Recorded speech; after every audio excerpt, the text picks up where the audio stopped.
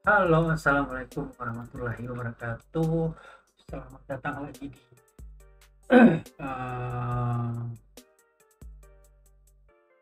Crypto Pogobul. Di seperti biasa di konten ini adalah konten-konten edukasi mengenai cryptocurrency dan terkhususnya adalah industri dari atau ekosistem dari Scale Network, dan tentu saja ini bakalan berkelanjutan selama beberapa bulan ke depan. Dan uh, di konten kali ini saya ingin melanjutkan konten sebelumnya, dan itu kita membahasnya sampai di karakter dari blockchain atau bagaimana cara kerja blockchain itu sampai dengan terkonfirmasi. Nah, saya ingin melanjutkannya dari ke POW versus POS, siapa yang memenangkan duel. Nah, di sini ada keterangannya tentang POS dan juga POW. Pertanyaan tentang mekanisme konsensus, mana yang lebih baik, bukti kerja POW atau bukti taruhan POS, adalah salah satu hal utama yang diperdebatkan. Pada akhirnya, pilihan mekanisme konsensus tergantung pada kebutuhan dan tujuan spesifik dari jaringan blockchain, tapi tidak dapat mencoba untuk memecah beberapa perbedaan utama antara POW dan POS.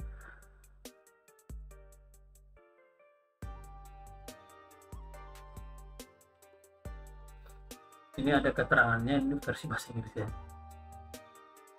Saya tidak bakalan detail memberikan ini karena dari sini saja kita mengambil kesimpulan ada 5 perbedaan yang ada di POW dan juga POS. Dari monolitik ke modular, evolusi arsitektur blockchain dan bagaimana ini mempengaruhi execution, settlement, consensus, and data ability. Itu semua ada di modular scale, yaitu execution, settlement, consensus, and data ability. Akhir-akhir ini antara blockchain monolitik dan modular telah meningkat dengan modularitas yang diusulkan sebagai salah satu solusi untuk meningkatkan kinerja blockchain. Untuk benar-benar memahami perbedaan antara dua arsitektur blockchain yang berbeda, sangat penting untuk menyebutkan bahwa blockchain terutama menghadirkan 4 fungsi. Eksekusi adalah fungsi blockchain yang mengeksekusi transaksi untuk memperbaharui status dari blockchain. Kemudian yang kedua yaitu penyelesaian bertanggung jawab untuk menyelesaikan setiap perselisihan. Yang ketiga adalah konsensus, digunakan untuk memvalidasi bahwa semua node pada blockchain memiliki uh, keadaan yang sama, dan untuk menentukan keadaan yang terakhir adalah ketersediaan data, memastikan bahwa data blok telah didistribusikan di seluruh jaringan dan bahwa semua node memiliki salinan blockchain terbaru. Sekarang dalam blockchain monolitik, keempat fungsi ditangani pada waktu yang sama pada satu lapisan. Dalam arsitektur modular, fungsi dapat dijalankan dalam lapisan yang berbeda, memberikan lebih banyak skalabilitas dan fleksibilitas. Anda dapat menganggap bahwa lapisan sebagai modular yang berbeda, dan setiap modul dapat digabungkan dengan berbagai cara untuk membuat struktur yang lebih kompleks. Berikut adalah perbedaan utama antara blockchain monolitik dan juga modular. Kalau Scale Network, dia menggunakan blockchain yang modular, kalau saya tidak salah, modular, yes. Nah, singkatnya, blockchain monolitik menawarkan opsi penyesuaian terbatas dan bisa sulit untuk diukur, sementara blockchain modular menawarkan lebih banyak fleksibilitas dan skalabilitas, dan mereka juga dirancang agar dapat dioperasikan dan dapat dikembangkan oleh tim pengembang yang lebih kecil. Memahami trilema blockchain, 3 faktor kunci kinerja blockchain, yaitu skalabilitas, keamanan, dan juga desentralisasi. Desentralisasi mengacu pada distribusi daya dan kontrol dalam jaringan blockchain. Jaringan terdesentralisasi adalah jaringan yang dimana tidak ada satu entitas pun yang memiliki terlalu banyak kendali atau pengaruh. Desentralisasi penting dalam teknologi blockchain karena memungkinkan kepercayaan dan transparansi dalam jaringan blockchain tanpa perlu otoritas terpusat. Dan kemudian yang kedua yaitu adalah Keamanan mengacu pada perlindungan jaringan dari serangan atau akses tidak sah. Setiap blockchain dirancang agar aman dan tahan terhadap serangan, tetapi tidak kebal terhadap ancaman keamanan karena bertanggung pada mekanisme konsensus kriptografi dan langkah-langkah keamanan lainnya yang diterapkan oleh jaringan. Skalabilitas menunjukkan kapasitas jaringan untuk mengelola sejumlah besar transaksi atau pengguna. Lalu lintas yang tinggi dapat menyebabkan jaringan blockchain berkinerja lamban atau tersumbat, menyebabkan gangguan pada efisiensi jaringan dan pengalaman pengguna. Trilema blockchain menunjukkan bahwa sulit untuk mencapai tingkat desentralisasi, keamanan, dan skalabilitas yang tinggi secara bersamaan, karena perbaikan di satu bidang dapat mengorbankan yang lain. Misalnya, meningkatkan desentralisasi dapat mengurangi skalabilitas dan keamanan, sementara meningkatkan keamanan dapat mengurangi skalabilitas dan desentralisasi. Pengembang blockchain terus-menerus bekerja untuk menemukan solusi untuk trilema blockchain seperti mekanisme konsensus baru, sharding, solusi layer 2, dan teknik pengelolaan lainnya yang akan kita bahas sedikit. Solusi ini bertujuan untuk mencapai keseimbangan antara desentralisasi, keamanan, dan skalabilitas untuk menciptakan jaringan blockchain yang kuat dan efisien. Metrik kunci untuk mengukur kinerja blockchain. Jadi, tim Scale Network kinerja blockchain bukan hanya tentang TPS, tapi juga tergantung pada banyaknya keputusan yang berbeda yang dibuat oleh pengembang dan intinya seperti mekanisme konsensus yang digunakan dan arsitektur blockchain secara keseluruhan. Kinerja blockchain mengacu pada kecepatan, efisiensi, dan keandalan jaringan blockchain dalam menangani transaksi dan memproses data. Ada beberapa metrik kunci yang digunakan untuk mengukur kinerja blockchain, yang meliputi 1. TPS, yang kedua TTF, yang ketiga adalah ukuran blok. TPS mengukur jumlah transaksi yang dapat diproses oleh jaringan blockchain dalam jumlah waktu tertentu. TPS adalah metrik penting untuk kinerja blockchain karena secara langsung mempengaruhi kecepatan dan efisiensi jaringan. Itu adalah hal yang ditawarkan oleh Aptos. Dia mengklaim bahwa mereka memiliki 160.000 TPS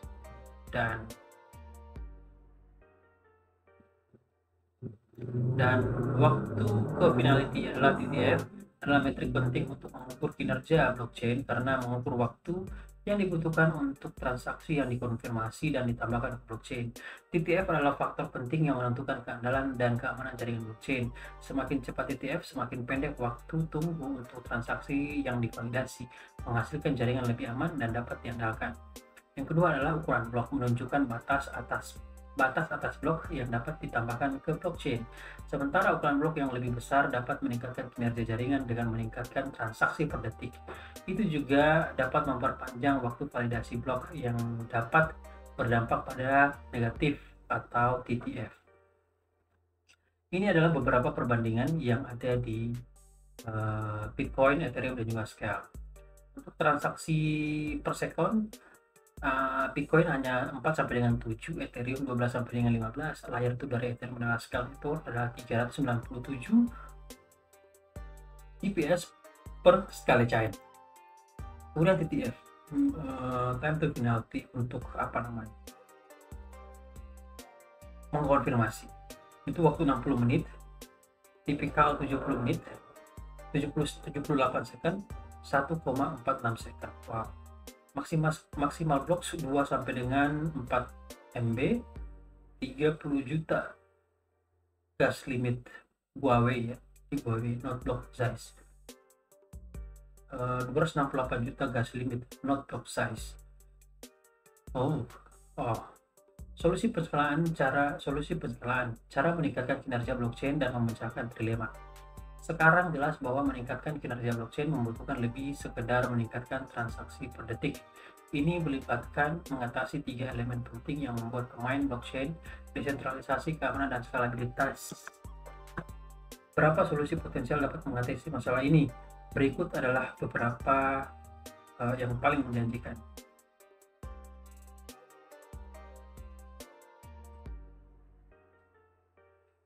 Yang pertama adalah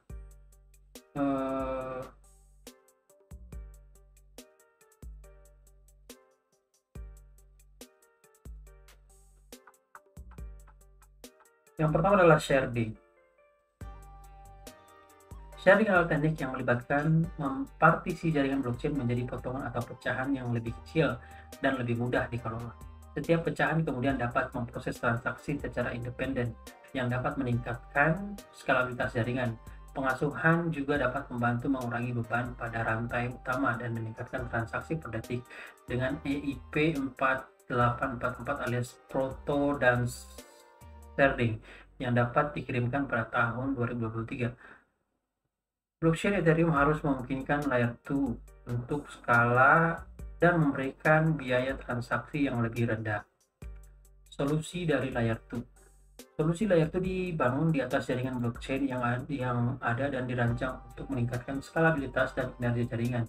Solusi ini termasuk Rollup Optimism, Rollup Zero Chronology, saluran negara, sidechain, Validium, Plasma, dan solusi hybrid. Dengan mengaktifkan transaksi di luar rantai, solusi Layer 2 mengurangi beban pada semua rantai utama, memungkinkan menjadi scalable dan lebih cepat. Rollup yang optimism. Rollup optimis adalah solusi Layer 2 yang memungkinkan perhitungan dan transaksi di luar rantai, dirancang untuk kecepatan dan skalabilitas yang lebih besar daripada rantai utama. Mereka memiliki kapasitas untuk memproses ribuan transaksi per detik. Rollup optimis menggunakan bukti penipuan untuk memastikan validasi transaksi membuatnya aman dan andal. Optimisme dan Arbitrum saat ini mendominasi pasar Layer 2 dengan pangsa pasar 80%. Zero Knowledge atau Rollup. Rollup ZK adalah solusi Layer 2 menggunakan bukti nol transaksi atau nol pengetahuan untuk memungkinkan perhitungan dan transaksi di luar rantai, memungkinkan peningkatan skalabilitas dan TPS. Rollup ZK juga lebih pribadi dan aman daripada solusi Layer 2 lainnya karena mereka tidak mengungkapkan detail transaksi kepada publik. Teknologi ZK memegang janji-janji besar seperti pengembang karena ini merupakan solusi kompleks untuk dikembangkan bagaimanapun. Beberapa proyek termasuk Zcash, Loopring, Starnet, Polygon, Hermes, dan Flow diperkirakan akan merilis solusi mereka ke pasar akhir tahun ini. Kemudian ada pengasuh sidechain beroperasi sebagai rantai terpisah yang melekat pada blockchain utama dan dapat menjalankan mekanisme dan aturan konsensus mereka sendiri dengan memungkinkan transaksi terjadi di sidechain. Bukan rantai utama, sidechain mengurangi ketegangannya yang meningkatkan stabilitas. Sidechain juga dapat disesuaikan untuk memenuhi kebutuhan spesifik dari use case tertentu, memungkinkan lebih banyak fleksibilitas dalam sistem. Selain itu, sidechain dapat meningkatkan keamanan dan privasi dengan memungkinkan penerapan protokol keamanan khusus atau fitur privasi yang tidak mungkin dilakukan pada rantai utama. Secara keseluruhan, sidechain memberikan solusi yang menjanjikan untuk trilema blockchain dengan memungkinkan peningkatan skalabilitas dan juga ternyata sambil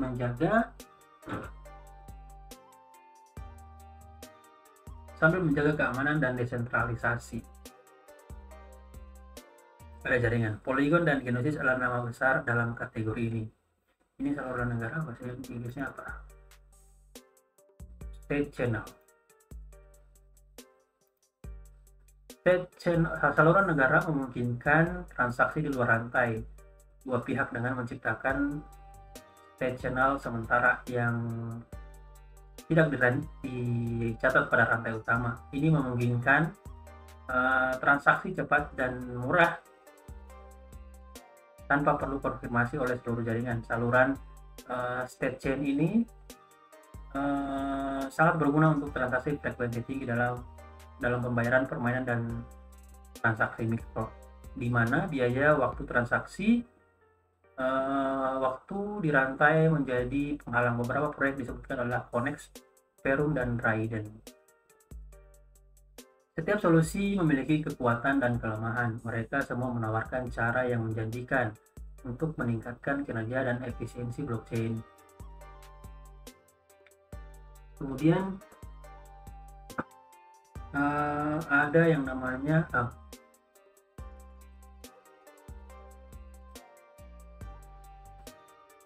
ketika ekosistem blockchain berkembang, kita dapat mengantisipasi bahwa berbagai solusi penskalaan ini akan berkolaborasi dan ada bersama daripada menghasilkan skenario pemenang mengambil semua.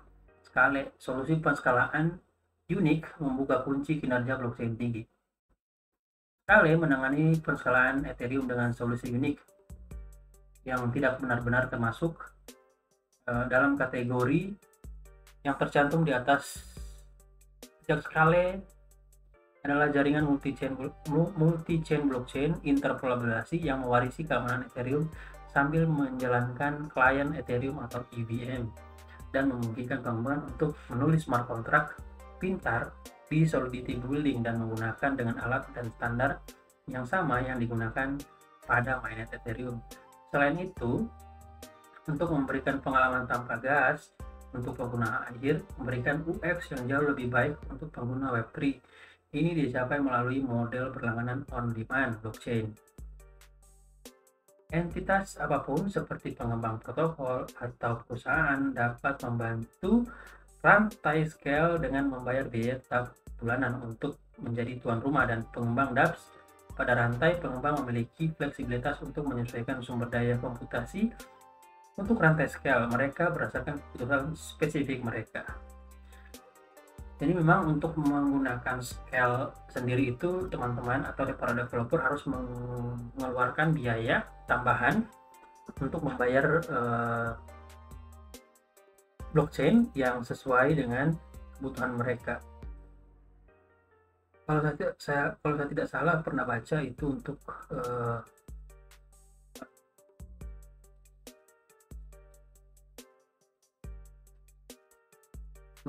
blockchain dari Scale itu berapa? $2.000.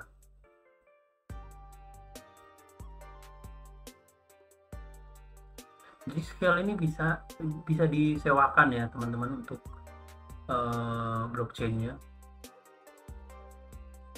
Blockchain metric testing the Scale 397 TPS per chain, Solana 375 per blockchain atau satu blockchain, Phantom 85, Flow 60 TPS, NEAR 6,2 TPS. Masih ada banyak lagi. Dari segi metric testing, Scale juga bukan lumayan lagi, sangat cepat 1,46 second, Phantom itu 1,76, Avax itu 1,9, NEAR 4,6, Solana 9, Polygon 4, Ethereum 17.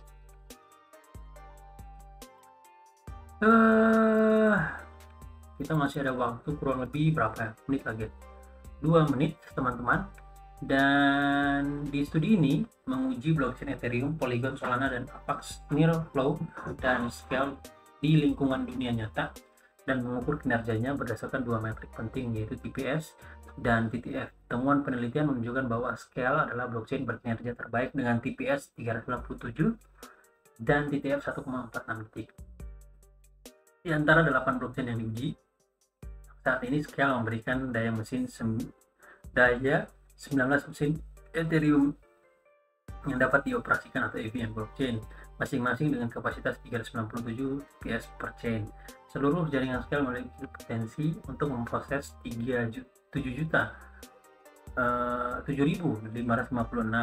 Perlu dicatat bahwa kapasitas ini merupakan peningkatan yang signifikan dibanding dengan kinerja blockchain yang lain yang diuji dalam penelitian ini, menjadikan Scale pilihan yang menarik bagi bisnis dan pengembang yang mencari solusi blockchain yang terukur dan efisien.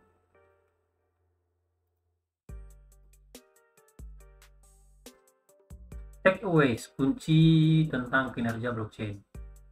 Sebagai kesimpulan, mengukur kinerja blockchain adalah kegiatan yang melibatkan beberapa faktor untuk mempertimbangkan, seperti jenis konsensus yang digunakan oleh rantai, desainnya monolitik atau modular, dan bagaimana penanggulangan trilema blockchain, desentralisasi, keamanan, skalabilitas. Karena blockchain Ethereum telah mencapai tingkat keamanan dan desentralisasi yang diterima secara luas, pengembang telah mengusulkan solusi untuk mengatasi skalabilitas termasuk sharing, optimism, dan ZK, rollups, dan lain-lain. Namun ZK menawarkan solusi unik, tidak sesuai dengan kategori-kategori ini, yang menyediakan jaringan multi-chain blockchain EVM yang dapat dioperasikan dengan pengalaman tanpa gas pengguna akhir yang membuat angka besar menuju peningkatan pengguna Web3. Pengalaman selanjutnya menurutnya, sebuah studi baru-baru ini adalah Dortmund Scale adalah blockchain yang berkinerja terbaik dalam hal TPS dan juga TTF, menjadikan pilihan yang sangat menarik bagi bisnis dan pengembang yang mencari solusi blockchain yang terukur dan efisien. Mungkin ya itu dulu ya teman-teman, video durasi kurang lebih 20 menit, dan ini adalah lanjutan dari video saya sebelumnya. Nanti bakalan saya upload berbarengan, dan sekian dulu video singkat saya tentang scale network, penjelasan terperinci dari artikel ini, dan juga scale network menjadi tercepat di antara blockchain yang lain, karena sudah diuji oleh Dortmund blockchain ya. Dari 16 itu scale network adalah blockchain yang berkinerja terbaik dalam hal TPS dan juga TTF, berbeda dengan Aptos yang hanya menjanjikan 160.000 TPS di awal. Baik teman-teman, begitu dulu video singkat. Kita berjumpa lagi di waktu dan juga konten yang berbeda. Terima kasih sudah menonton, and stay classy.